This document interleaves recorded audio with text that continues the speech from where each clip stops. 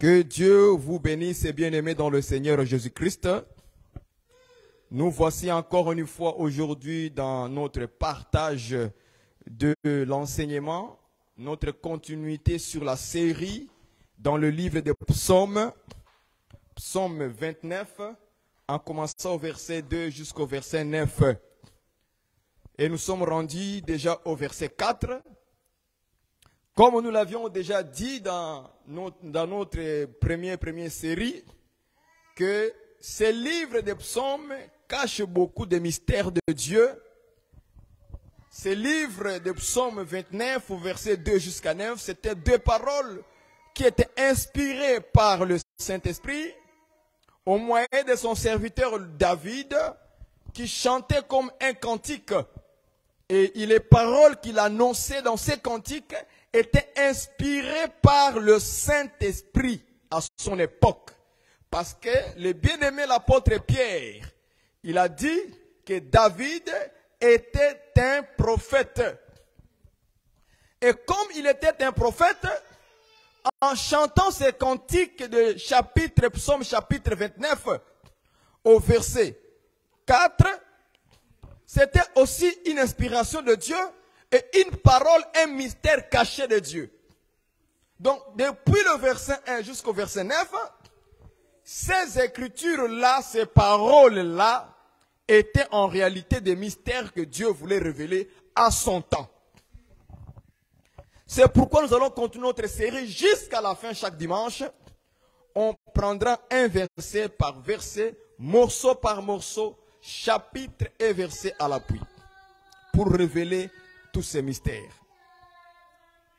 Que Dieu nous soit favorable encore une fois aujourd'hui, pour que nous puissions en tirer la leçon, le merveille de ces paroles. Maintenant, nous lisons le psaume 29, nous ouvrons nos Bibles. Psaume 29, au verset 4, sans tarder, nous lisons. Il est écrit ceci. La voix de l'Éternel est puissante. Nous l'avions déjà expliqué cette partie-là, que quand on dit la voix de Dieu est puissante, en réalité, il s'agissait de la parole de Dieu est puissante. Nous continuons maintenant la phrase suivante. La voix de l'Éternel est majestueuse. C'est ce qui est écrit. La voix de Dieu, la voix de l'Éternel est majestueuse. Donc maintenant nous sommes sur la partie B. Partie A du verset 4, nous l'avons déjà dit, la voix de Dieu est puissante. On met virgule et puis on nous dit, la voix de l'Éternel est majestueuse. Ça c'est la partie B du même verset, le verset 4. Maintenant nous disons encore une fois de plus, comme vous le savez, dans Genèse chapitre 4 verset 23, on nous dit clairement que la voix c'est une parole. Donc quand on dit que la voix de l'Éternel est majestueuse, en d'autres termes, on veut nous dire que la parole de Dieu est majestueuse. Quand vous lisez d'autres versions bibliques, on va vous dire que la voix de Dieu est magnifique. Au lieu de dire majestueuse, on va dire magnifique, parce que les synonymes de majestueuse, c'est quelque chose qui est magnifique, qui est grandiose, qui est merveilleux. Allez voir. Est-ce que vous me comprenez? Donc, la parole de Dieu est magnifique, majestueuse.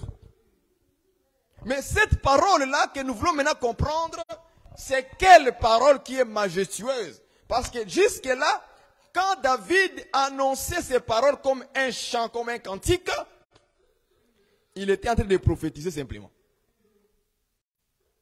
Maintenant, cette parole de Dieu qui est majestueuse, qui est magnifique, c'est quel genre de parole? Maintenant, nous allons prendre Jean chapitre 1, verset 14. Jean chapitre 1, verset 14. Il est écrit ceci. Et la parole a été faite chair et elle a habité parmi nous plein de grâce et de vérité, et nous avons contemplé sa gloire. Une gloire comme la gloire du Fils unique, venu du Père. Venu du Père. Donc, nous comprenons par cette écriture que la parole a été faite chair.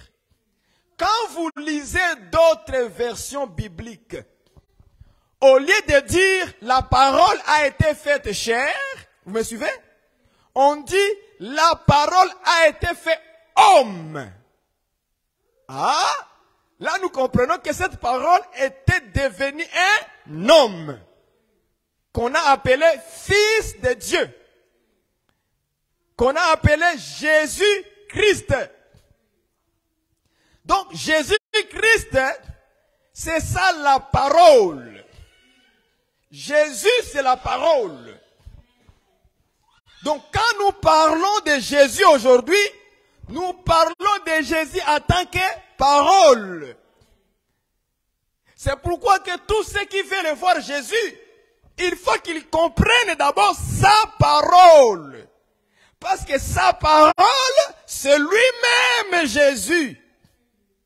C'est ça la parole faite chair dans la version Louis II 1910.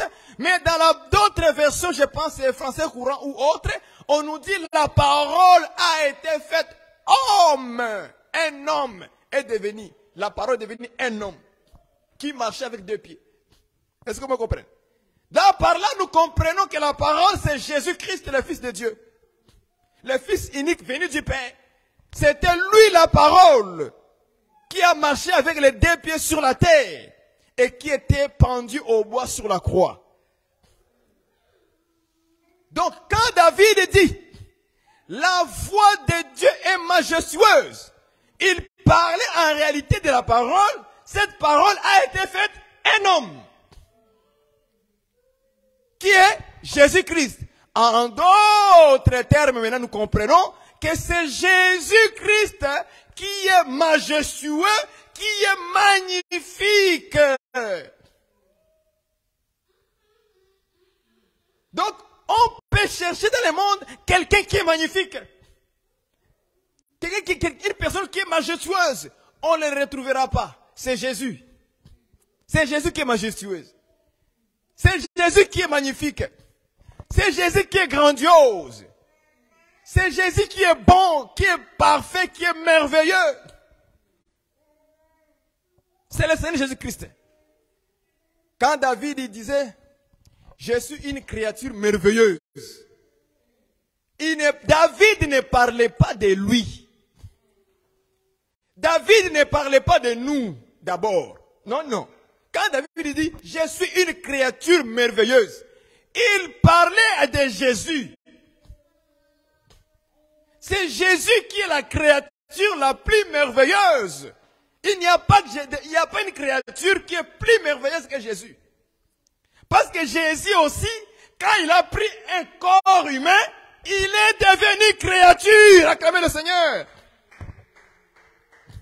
C'est ce que les gens ne comprennent pas. Dieu qui a créé la création, la créature, lui-même il a pris la forme de la création. Lisons cela donc, dans Éphésiens. Vous allez voir. Jésus aussi a pris la forme d'un homme. Je pense que c'est Éphésiens qui le dit. Je pense, non, Philippiens plutôt. Philippiens, chapitre 5.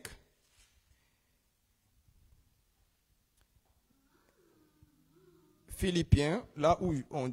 Philippiens, attends, je vais chercher ça rapidement, ça me vient seulement en esprit. Non, je suis dans Galates, oh là là.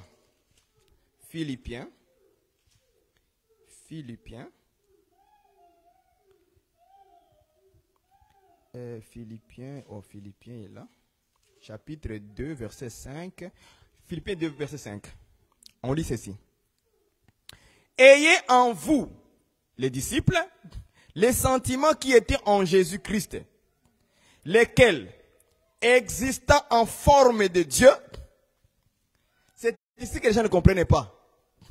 La Bible dit que Jésus existait comment? En forme de qui? D'un homme? Lisez les Écritures, lisez ça. Hein? Philippiens chapitre 2, verset 5. Philippiens 2, verset 5. Il dit ceci. Ayez en vous les sentiments qui étaient en Jésus-Christ, n'est-ce pas? Lesquels, virgule, existaient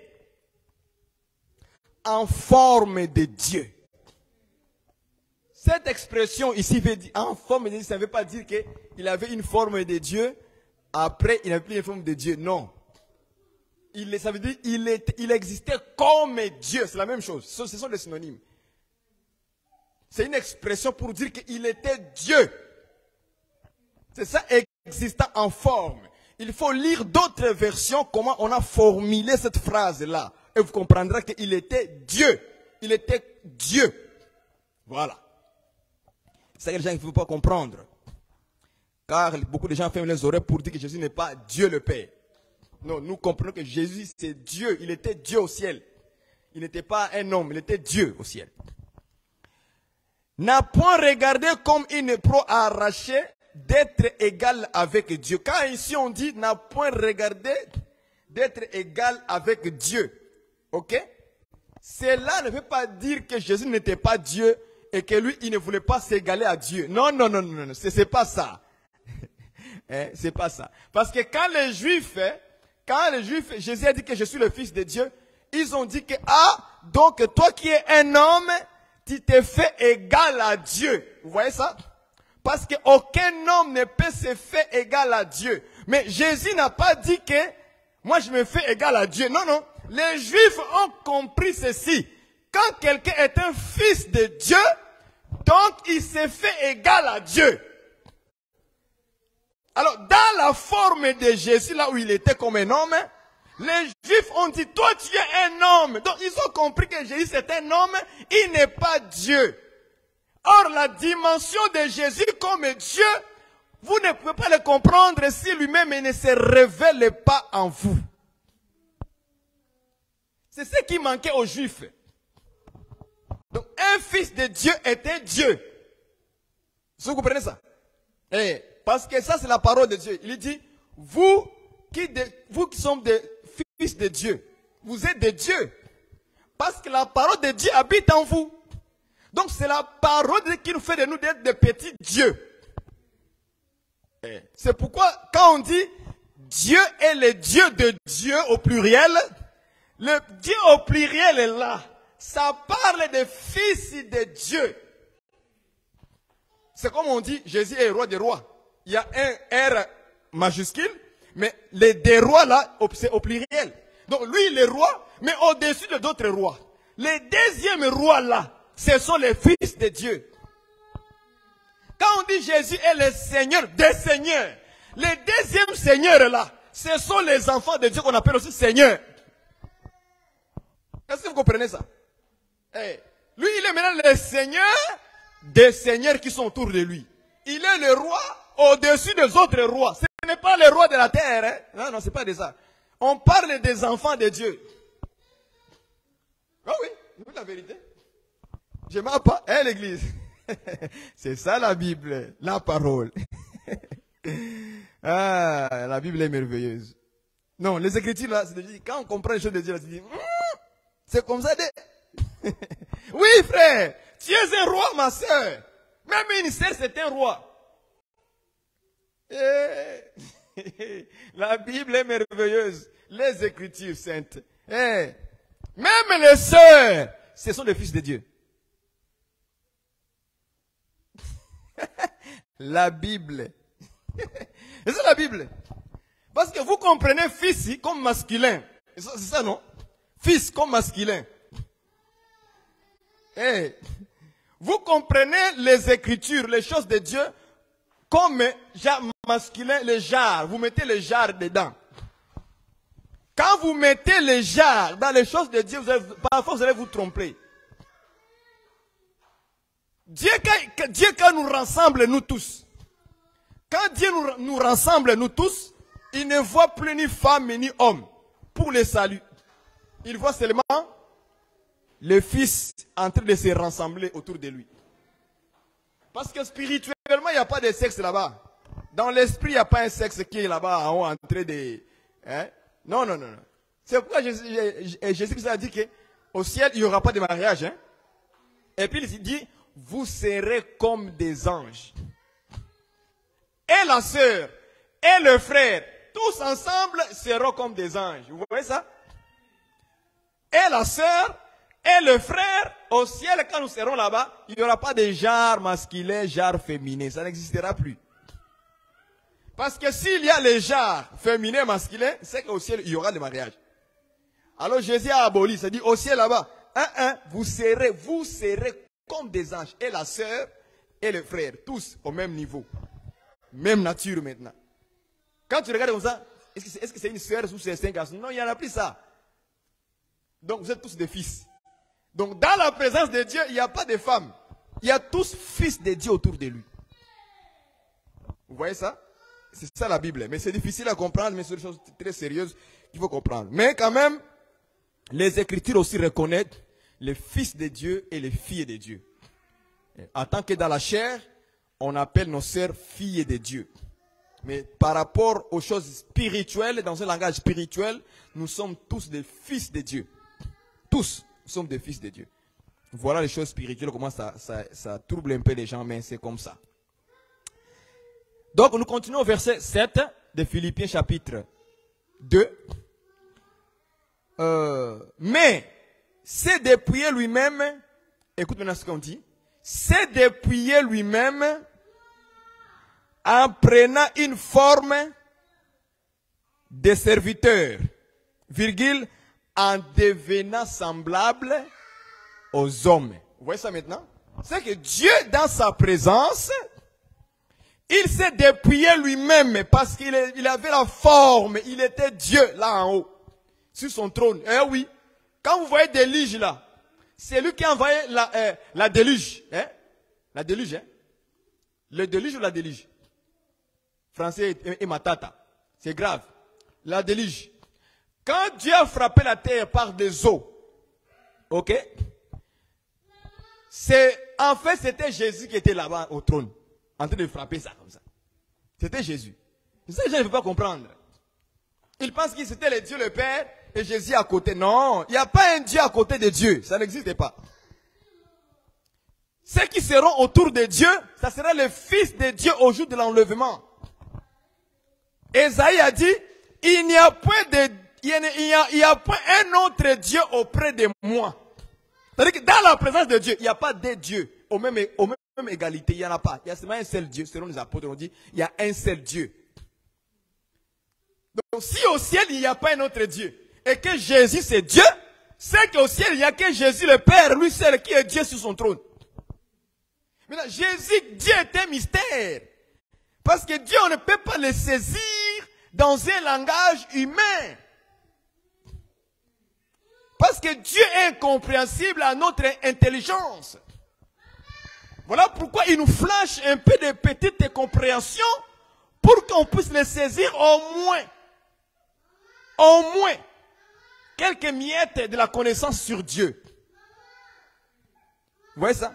Donc quand Dieu devient fils là, c'est toujours lui-même qui est resté sur le trône, parce qu'il y a une vidéo là, un pasteur a dit ceci, je ne veux pas citer son nom là. Il y a un pasteur qui a dit que quand Jésus était à la croix, si Jésus est Dieu, donc pendant un temps, le monde était non gouverné. Vous comprenez ça? On dit que le monde était non gouverné. Est-ce que c'est vrai ça? Est-ce que c'est compréhensible? Même les pasteurs n'ont pas compris Dieu, parce que Dieu est insaisissable, il est incompréhensible à la théologie, à la manière de nous de raisonner. Donc il raisonne que lorsque Jésus était à la croix là, s'il est Dieu, donc pendant un moment, le monde était non gouverné, non dirigé. Pasteur, tu oses dire ça devant les gens pour les convaincre que Jésus n'est pas Dieu? Tu sais que tu n'as pas compris Dieu. Tu peux pas saisir Dieu dans l'intelligence humaine. Donc, on met Dieu dans une compréhension humaine. On pense que si Jésus est Dieu et il est à la croix, donc Dieu était à la croix, donc à un moment donné, le monde n'était pas gouverné parce que Dieu était à la croix. Là, tu as pris Dieu comme un homme, comme nous là, dans la chair là, Moi, je peux être ici au Canada, mais je ne peux pas être en même temps au Congo. Ça, c'est un homme. Parce que l'homme est limité. Mais est-ce que Dieu est limité? Vous voyez ça maintenant? La Bible dit que Dieu est omniscient. Il est un peu partout à la fois. Donc, il a la capacité d'agir dans un corps qu'on appelle Jésus, sur la croix, et en même temps, il est au ciel. Ah, c'est ça notre dit que nous prêchons. La Bible dit ceci dans le livre de Néhémie. Néhémie dit ceci, que Dieu était dans le ciel, mais il a parlé sur la montagne. T'imagines? Dieu est dans le ciel, mais quand il parle, c'était sur la montagne qu'il a parlé. C'est-à-dire, en même temps, il était au ciel, en même temps, il était descendu pour parler sur la montagne. Dieu ne laisse jamais son trône vide. Dieu n'est pas comme ça. Il est insaisissable. On ne peut pas le saisir comme ça avec notre intelligence. Voilà pourquoi Dieu a la capacité d'être fils sur la terre, de marcher sur la terre. Avec les hommes, au même moment, il était sur le trône au ciel. Cette capacité-là appartient à Dieu seul. Seul Dieu, il peut le faire ça. Voilà pourquoi nous l'acclamons, nous disons, tu resteras que Dieu. Parce que ta capacité de la compréhension est énorme. Plus grand que l'océan même. Sa connaissance, la Bible dit que la connaissance de Dieu est comme le sable de la mer. Peux-tu compter le sable de la mer? Est-ce qu'on peut compter le sable de la mer? 1, 2, 3, vous allez, hey, mon ami. Tu vas compter, le jour où tu vas compter le sable de la mer, pendant que tu es en train de compter 1, 2, 3, tu as déjà eu 4 enfants. 5, 6, 7, 8, 9, 10. Tu commences à vieillir. Tu n'as même pas fini à compter même 10 poignées seulement, 10 poignées de sable. Tu es déjà mort. Et tes enfants viendront faire le même travail, de continuer à compter les sables. Et aussi ils vont grandir, ils vont voir des enfants, ils vont mourir. Tes fils, tes petits-fils vont venir encore commencer à continuer la continuité de compter encore les sables. Vous ne finirez jamais à finir à compter les sables. Parce que les sables, c'est énorme. Ce sont des petits cailloux comme ça là. Mais c'est énorme. Dieu a posé la question à Abraham. Si tu peux compter les étoiles du ciel. Qui a déjà osé rester là-bas dehors en train de compter? 1, 2, 3, 4. Qui a déjà fait ça? Personne. Même les gens qui disent que les scientifiques du monde, les gens les plus intelligents du monde, les savants, ils n'ont jamais osé compter même les étoiles du ciel. 1, 2, ils vont grandir, ils vont vieillir, ils vont mourir. Ils vont laisser le travail à leurs enfants et à leurs petits-enfants. Compter les étoiles, ils n'arrivent même pas à les compter. Il dit, comme tu n'as pas compté les étoiles du ciel, ainsi sera ta postérité. Ils seront comme les étoiles. Donc, ils seront nombreux, sans fin. C'est ça l'église aujourd'hui. Jésus, c'est Dieu. Il est au ciel et il était sur la terre en même temps. Est-ce que vous voyez ça? Dieu a cette capacité d'être au Canada, ici à Grenby avec nous, mais en même temps, il est au Congo, il est en Angola, il est au Rwanda, il est partout en Australie, il est au même moment, il est en France. Pendant que vous faites les cultes chez vous en France, là-bas, à Paris, Dieu est là-bas, non? En même instant, aussi, on fait aussi les cultes, et aussi dit, Dieu est ici. Alors dis-moi maintenant, qui est ce Dieu-là qui est en même temps? En Australie, en France, au Congo, partout en Afrique, partout en Océanie, partout en Amérique, partout, il est partout. Quel est ce Dieu qui peut être comme ça? Si ce n'est que Dieu lui seul. Le Dieu d'Israël, le puissant de Jacob, il est puissant en tout.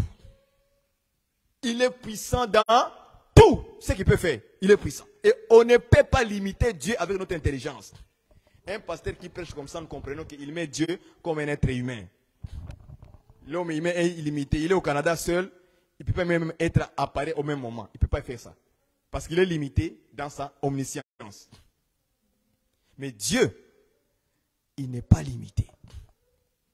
Même dans l'intelligence, Dieu est immense. Même dans la connaissance, Dieu est immense. Dans la science, Dieu est immense. Dans tout, Dieu est grand. Dans tout. Il est puissant dans tout, il est grand dans tout, il est merveilleux dans tout, il est magnifique dans tout. Voilà pourquoi cette voix-là, c'est lui-même la voix. En d'autres termes, on veut dire, quand on dit la voix de Dieu est majestueuse, c'est-à-dire que Dieu lui-même est majestueuse. Imaginez-vous, quand moi je parle ici, c'est ma voix, non? Mais c'est la parole que je fais sortir. Si tu dis que ma voix est majestueuse, donc tu parles de moi. C'est moi qui ai parlé, non? Donc tu parles de moi. Donc c'est moi-même qui est magnifique, qui est majestueux. Vous voyez ça? Et ça fait la fierté de Dieu. C'est pourquoi quelqu'un quand dit, ah, cet homme-là, il est vraiment éloquent, hein? Il se sent comment? Fier. Il parle bien le français, hein? Il se sent fier. Voilà.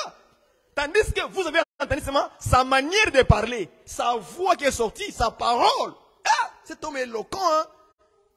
Quelle éloquence? Sa manière de parler, la voix, il a fait sortir. Mais lui, en lui, il se sent fier. Donc tu parlais que de lui-même, la personne est là. On ne peut jamais séparer la voix, la parole de quelqu'un avec la personne. C'est impossible de les séparer. Si tu agrées mes sourcils, c'est moi qui aura fier. Si tu agrées ma façon de parler, donc c'est moi qui aura cette fierté-là. Est-ce que vous comprenez ça? Donc la voix de Dieu, c'est toujours Dieu lui-même. Et il est fier, il reconnaît qu'il est majestueux. Dieu est majestueux. Et cette voix-là, cette parole-là, c'était Jésus-Christ lui-même. C'est le Seigneur Jésus. Jésus, c'est la parole qui est sortie en Dieu. C'est là où était sa demeure, sa maison. Là où il habitait en Dieu lui-même, qui était Dieu lui-même.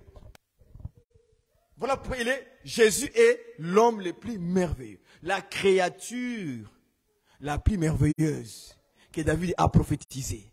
Je suis une créature merveilleuse. Ah, nous comprenons. Dieu devait, déjà, la prophétie disait déjà que Dieu devait prendre la forme d'un homme, d'une créature. Et quand il devient une créature, il est aussi la première. Écoutez, Colossiens chapitre 1. Colossiens. Allons-y dans Colossiens. Colossiens.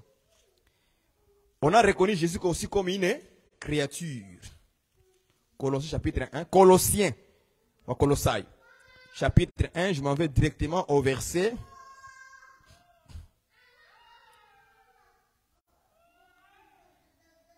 C'est une parole que les gens ne comprennent pas souvent. Il est dit, au verset 15. Il est, donc Jésus-Christ, il est l'image du Dieu invisible.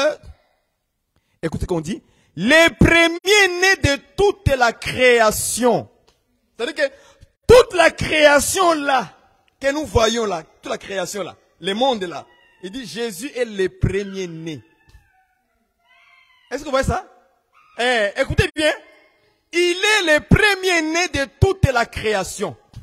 C'est-à-dire que quand nous voyons toute la création que Dieu a créée, donc le premier-né, c'était qui? Jésus-Christ. Vous voyez ça? C'est-à-dire que Dieu avait déjà prophétisé que lui aussi, il devait rentrer dans la création. C'était son but, de rentrer dans ce que lui-même il a créé. Alors, quand Dieu rentre dans sa propre création, il doit devenir le premier. Parce que la Bible dit encore un peu plus loin ici, il dit, il est le premier en tout. Jamais en dernier. Non, ou bien au milieu. Non. Dans tout ce qu'il a créé, il est le premier. Quand nous voyons les animaux, par exemple, les lions, Jésus est le premier dans les lions. Quand nous voyons dans les arbres, Jésus est le premier dans les arbres. Quand nous voyons les êtres humains, Jésus est le premier parmi les êtres humains. Il doit être le premier. Voilà pourquoi on l'appelle le premier Adam. C'est Jésus-Christ. Jésus est Adam aussi. Adam veut dire homme. Donc il est le premier homme créé par Dieu lui-même. Maintenant, on va vous poser la question. Maintenant, quand est-ce qu'on a créé Jésus? Jésus, l'esprit, on ne l'a pas créé.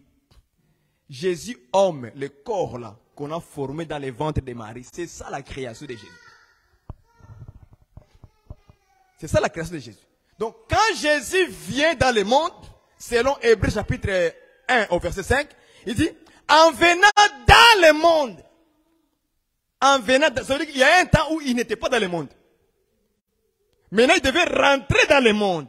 En entrant dans le monde, il dit, tu m'as formé un corps. On peut lire ça, Hébreux chapitre 1. Tu m'as formé un corps. Ah, donc il y a eu aussi une formation du corps de Jésus. Écoutez, je prends Hébreux. Je pense que c'est combien là encore? Je m'en vais 5, Hébreux 5, 10. 5, 10, si je ne me trompe pas. En venant dans le monde, tu m'as formé un corps. J'ai oublié l'écriture. Attends, je verrai dans 10, 10, 5. 10, 5. Oui, 10, 5. Allons-y, 10, 5. Hébreux 10, verset 5. C'est pourquoi Christ, donc Jésus, hein, on parle de Jésus là, Christ, n'est-ce pas? C'est lui, non? Jésus, ok. Entra dans le monde. Vous voyez? Dit. Maintenant, il a parlé. Dit. Tu n'as voulu ni sacrifice ni offrande. Écoute la phrase qui suit. Mais tu m'as formé un corps. Ah. Donc Jésus-Christ aussi, on lui a formé un corps. C'est compréhensible, non? Donc parce que pour devenir un homme, il faut qu'on forme un corps pour toi. Est-ce que vous voyez ça? Pour rentrer dans ce monde ici, là, nous sommes là. Il te faut un corps avec que tu vas utiliser pour marcher dans le monde. Donc, Jésus-Christ aussi comme esprit, comme dit dans 2 Corinthiens 3, verset 17. Le Seigneur, c'est l'esprit. Et là où il y a l'esprit du Seigneur, là est la liberté. Donc, le Seigneur, là, c'était Christ, et là, c'est l'esprit, qu'on appelle le Saint-Esprit. Si le Saint-Esprit rentrait dans le monde, sans un corps, personne ne pouvait le voir. Vous voyez? Il fallait un corps, qu'on forme un corps, pour venir dans le monde. Maintenant, quand il porte ce corps-là dans le monde, il devient le premier. Même Adam qu'on a formé là, ce n'est pas lui le premier. C'est pas lui le premier. C'est Jésus qui est le premier. Parce que il est le premier de toute la création. Donc toute la création, il est le premier. Le premier né en plus. C'est Jésus-Christ. Il est le premier né de Dieu dans toute la création. Donc quand David dit, je suis la créature la plus merveilleuse, il ne parlait pas de lui-même d'abord. D'abord, ce n'était pas lui qu'il parlait. Il prophétisait sur ce que Dieu doit faire dans la création. Alors quand il vient maintenant dans la création, Jésus était la plus merveilleuse. La créature la plus merveilleuse. Mais personne ne voyait ces merveilles en lui. Quelles étaient les merveilles qui étaient en Jésus? C'était l'évangile qu'il prêchait, le royaume, pour sauver les âmes. Voilà pourquoi il était la créature la plus merveilleuse. Aucun homme n'était la créature la plus merveilleuse parce qu'ils n'avaient rien à donner aux nations, rien à donner aux gens, rien à donner pour sauver. Donc le monde entier attendait une créature la plus merveilleuse. Qui était cette créature-là? On a regardé Abraham, il n'y a pas dedans. Et on a regardé Noé, il n'y a pas dedans. On a regardé tous les prophètes, il n'y avait pas quelqu'un la plus merveilleuse. Quelle était la merveille qui était en lui? C'était le salut qu'il amenait aux âmes. On cherchait une créature, on ne l'a pas trouvée pour sauver les âmes. Mais Jésus maintenant est venu dans le monde, un corps qu'on lui a formé. Maintenant, voici la créature la plus merveilleuse. C'était le Seigneur Jésus-Christ. Voilà pourquoi il est la voix majestueuse. Il est la voix de Dieu magnifique, grandiose. Est-ce que vous voyez ça? Ça parlait de Jésus d'abord. Parce que l'Écriture dit ceci. Aucun homme n'a été trouvé juste devant Dieu. Donc le monde là cherchait un homme juste. Un homme parfait. Un homme merveilleux. Un homme magnifique. Une créature. Quelle est cette créature qui n'a pas de taches, ni rides, ni de rides semblables? On a vu un agneau sans taches, ni rides. Est-ce que vous voyez ça? Voilà la créature. Une créature, hein, mais merveilleuse. Parce qu'en lui, il n'y avait rien du péché. Voilà la merveille de Dieu. Vous voyez ça? Parce qu'en Jésus, il n'y a pas de taches.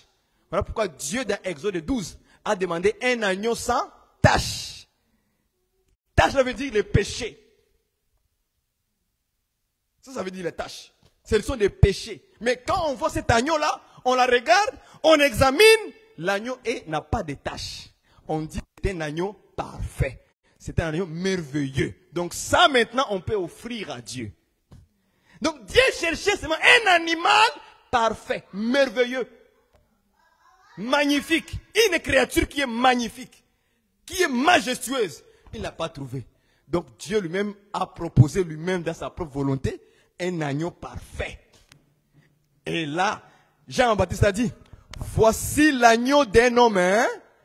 Voici l'agneau de Dieu. Voilà. C'est Dieu maintenant qui doit révéler son propre agneau à lui, que lui l'a préparé dès le commencement, dès la fondation du monde. Il dit, voici l'agneau. L'agneau c'est qui? C'est un animal, non? C'est une créature. Donc l'agneau là de Dieu, c'est la créature la plus merveilleuse. Capable de sauver maintenant les âmes.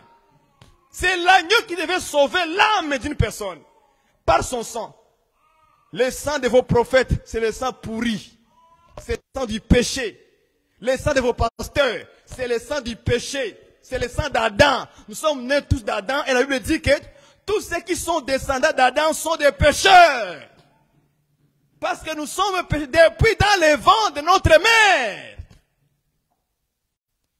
Job dit, je suis né dans le péché, conçu dans l'iniquité. Vous voyez? Tout homme qui naît par une femme, péché, péché, péché, péché. Mais Jésus, qui est né par une femme, de manière physique, c'était une créature merveilleuse. Parce qu'on a examiné son cordon ombilical. Cordon ombilical. On n'a rien trouvé de semblable. Ça n'a pas été attaché à Marie. Jamais. Il était une créature merveilleuse. Ça ne devait pas être attaché à Marie. Non, non, non, non. Voilà pourquoi quand il est venu dans le monde, il faisait le travail de l'évangile maintenant. Et là, Marie dit, mon fils, nous te cherchons, moi et ton père. Le fils tout dit, maman, tu sais quoi? Je m'occupe des affaires de mon père. Un enfant de 12 ans. Un enfant de 12 ans. Sa maman lui dit que moi et ton père, Joseph, là, nous te cherchons. L'enfant il dit, je m'occupe des affaires de mon père. Qui était son père? Un Africain va te donner. Ça c'est l'Africain ça. Marie a conservé ces choses dans son cœur. Parce qu'elle connaissait bien que cet enfant-là, ce n'est pas l'enfant de Joseph. C'est ça la créature la plus merveilleuse là qu'on a parlé dans. C'est une prophétie parlée de Jésus. Comprenez la profondeur des Écritures. Ne lisez pas la Bible en français pour rester français. Vous allez vous tromper là-bas. Laissez le Saint-Esprit révéler ces choses. David parlait de Jésus étant une créature qu'on cherchait qui sera sans tâche, sans péché. Qui est cette créature-là qu'on doit déclarer la plus merveilleuse? Je vous dis, c'était Jésus-Christ. L'homme qui marchait sur la terre parce qu'en lui, il y avait tous les merveilles de Dieu. Le salut, le bon enseignement, la sainte doctrine, la révélation des Écritures, l'explication de la loi, les psaumes et les prophètes. C'était Jésus qui portait ça. Tous, c'était en Jésus. Tout ça, les merveilles de Jésus, c'était lui. Révéler Dieu au peuple, c'était Jésus qui portait ça maintenant. Voilà pourquoi on l'appelle la créature merveilleuse. C'était lui. La voix de Dieu majestueuse. C'était Jésus. Il est merveilleux. Il est magnifique. Il est grandiose. Il est la puissance de Dieu. Il est celui qui délivre les hommes. Il est la vérité. Jésus est la vérité. Il n'a pas la vérité. Il est déjà la vérité. Jésus, c'est la vie. Il n'a pas la vie. Il est la vie lui-même. La vie éternelle, c'est Jésus. Le royaume de Dieu, c'est Jésus. Donc, vous voyez les merveilles de Dieu. Rassemblés en Jésus maintenant. Le pardon, c'est Jésus lui-même. L'amour de Dieu, c'est Jésus. Voilà les merveilles de Dieu dans sa création maintenant. Mais les gens ne comprennent pas. Avant de prendre une écriture pour l'approprier à vous, revoyez très bien, vous verrez qu'on parlait d'abord de Jésus. Dans la révélation, on parlait de lui. Voilà pourquoi cette voix-là, si vous l'entendez aujourd'hui, cette voix, n'endurcissez pas vos cœurs. C'est Jésus en réalité. C'est le Seigneur qui est merveilleux, qui est majestueux, qui est magnifique, qui est grandiose. C'est Jésus-Christ aujourd'hui. Et Jésus-Christ aujourd'hui, il parcourt le monde. La voix de Dieu parcourt les jardins. C'est ça, Jésus parcourt le monde par la parole, l'évangile aujourd'hui. Et la parole d'aujourd'hui, c'est quoi la parole d'aujourd'hui? Nous disons la parole d'aujourd'hui, c'est Jésus. Cette parole, c'est ça qu'on appelle l'enseignement de Jésus-Christ. Cette parole aujourd'hui, c'est quoi? C'est la saine doctrine. Donc la saine doctrine qui circule aujourd'hui, c'est ça la voix de Dieu majestueuse. C'est lui qui obéit à la voix de Dieu, à la voix de l'Esprit, à l'enseignement pur, à la saine doctrine. Donc ça veut dire, il obéit, il aime la voix de l'Éternel majestueuse. Donc la saine doctrine aujourd'hui que nous prêchons, selon les Écritures des apôtres, c'est ça qu'on appelle la voix de l'Éternel majestueuse, magnifique, grandiose. Si obéis à cette voix-là, à cette parole, à cet enseignement que les apôtres ont posé comme fondement, je vous dis que vous avez obéi à la voix de Dieu majestueuse. C'est ça la parole du Seigneur. Jésus-Christ aujourd'hui, c'est l'enseignement, frère. Jésus aujourd'hui, c'est la parole de Dieu aujourd'hui que tu entends sur les réseaux sociaux. Au moins que si ça soit la parole prêchée correctement, selon la voix du Seigneur. Et quand vous l'entendez, cette voix, cette parole, cet enseignement, la sainte doctrine être vous présentée, donc vous obéissez à la voix de Dieu et n'endurcissez pas vos cœurs. N'endurcissez pas vos cœurs lorsque vous entendez la voix majestueuse de Dieu. La voix magnifique. Il n'y a pas une autre chose dans le monde qui peut être majestueuse, une chose qui peut être magnifique, si ce n'est pas que la parole de Dieu, la sainte doctrine, l'enseignement pur. C'est la seule voix qui est majestueuse. C'est la sainte doctrine. Mais il faut maintenant poser bien cette voix dans les oreilles des gens. Il faut bien le faire entendre cette voix par les ministres de Dieu d'une bonne manière. C'est pourquoi moi j'aime lorsque les gens enseignent la sainte doctrine correctement. Parce qu'il faut qu'on enseigne la voix de Dieu. Il faut que quand les gens entendent l'évangile, il faut qu'ils entendent ça très bien, correctement. Il faut parler avec facilité, avec un entendement pur, une compréhension pure, vraie, dans la vérité. Parce que Jésus n'est pas mensonge. Jésus est la vérité. Il faut que cette voix de vérité puisse se faire bien entendre dans les oreilles des gens, dans leur cœur. Parce que l'oreille ici, c'est le cœur de l'homme. Quelqu'un peut entendre avec ça là. Mais dans son cœur, il n'a pas entendu. Parce que ses oreilles spirituelles, qui est son cœur, étaient voilées, aveuglées, fermées. Il est sourd spirituellement. Mais avec ça, il entend très bien. Il écoute, c'est ça que tu dis. Mais dans son cœur, il n'écoute pas. Priez aussi beaucoup pour ces gens-là. En tout cas, que Dieu vous bénisse. Nous finissons par là aujourd'hui. La voix de l'Éternel est majestueuse et magnifique.